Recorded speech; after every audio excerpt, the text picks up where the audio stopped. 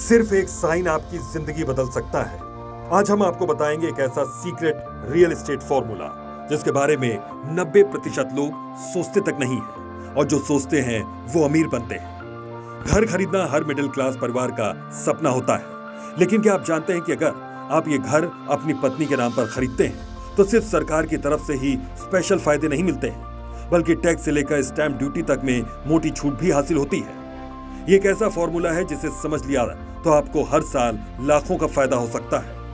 कई लोग ये सोचते हैं कि महिला के नाम पर घर लेने का कोई अलग फायदा नहीं है, लेकिन ये पूरी तरह से गलत धारणा है। भारत सरकार महिलाओं को आर्थिक रूप से सशक्त बनाने के लिए प्रॉपर्टी रजिस्ट्रेशन में खास फायदे देती है।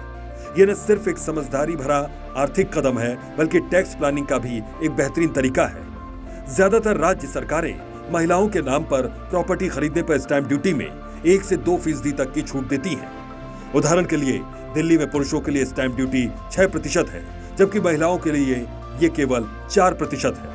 50 लाख रुपए की प्रॉपर्टी पर यह सीधा 1 लाख रुपए तक की बचत बनती है। यूपी, मध्य प्रदेश, पंजाब, राजस्थान जैसे राज्यों में भी यही रियायत लागू होती है। अगर महिला के नाम पर घर है और उस पर लोन लिया गया है तो सेक्शन 80C के तहत होम लोन के प्रिंसिपल अमाउंट पर 1.5 लाख रुपए तक की छूट मिलती है। वहीं सेक्शन 24 के तहत ब्याज पर 2 लाख रुपए तक की छूट मिल सकती है।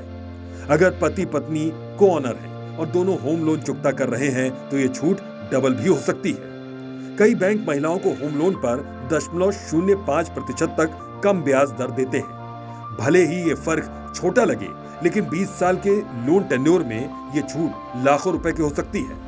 उदाहरण के लिए अगर किसी पुरुष को 9% की ब्याज दर पर लोन मिल रहा है तो महिला को वही लोन 8.95% पर मिल सकता है। प्रधानमंत्री आवास योजना यानी कि PMAY के तहत यदि महिला घर की सह मालिक होती है या प्रॉपर्टी उसके नाम पर है तो परिवार को ब्याज सब्सिडी का फायदा मिलता है।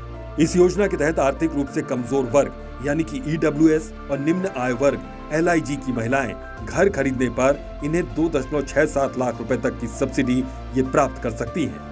इस योजना का लाभ उठाने के लिए महिला का नाम मालिकाना हक में होना जरूरी है। घर खरीदते समय सुनिश्चित करें कि रजिस्ट्रेशन महिला के नाम पर हो।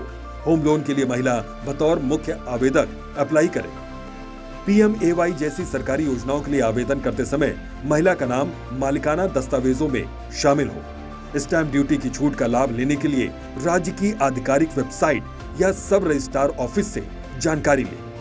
तो अगली बार जब आप घर खरीदने जाएं तो एक बात जरूर याद रखें, नाम सिर्फ कागज पर नहीं होता, वो पूरा गेम बदल सकता है।